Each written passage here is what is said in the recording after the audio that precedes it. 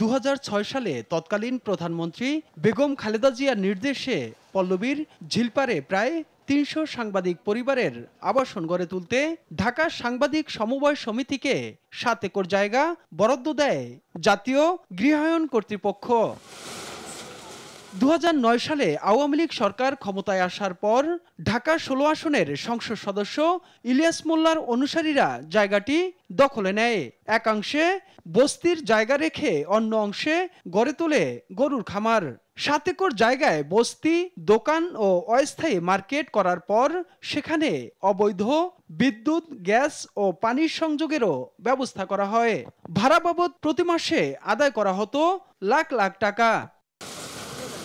সময় দেওয়ার পরেও সরে না যাওয়ায় ঘুরিয়ে দেওয়া হয় বস্তির হাজার হাজার ঘর।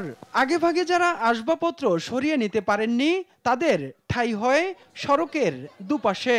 কেন গিয়ে গল লইছি আবার মালিক আল্লাহ লইয়া আইছি আজ ভাঙ্গা দিছি। আমরা ৩০০০ টাকা ভাড়া দিতাম, ওটার থেকেই পানি, গ্যাস বিল, কারেন্ট বিল সব ওটার থেকেই যেত।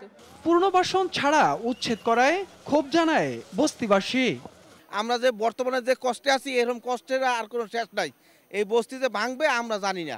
আমাকে সব শেষ, আমরা লিস্ট খেয়ে গেছি। এই এলাকায় 30 বছর আমি। দীর্ঘ 17 বছর পর জায়গা পুনরুদ্ধার করতে পেরে অন্তর্বর্তী সরকারের প্রধানকে ধন্যবাদ জানায় সাংবাদিক নেতারা।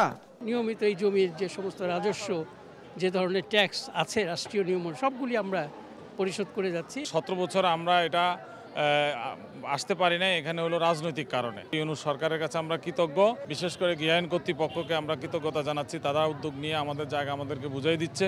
এ সময় অবৈধভাবে গড়ে তোলা ইলিয়াস মোল্লার গরুর খামারটিও উচ্ছেদ করে দেয় জাতীয় গৃহায়ন কর্তৃপক্ষ। তাইফুর রহমান তুহিন, দেশ টিভি, ঢাকা।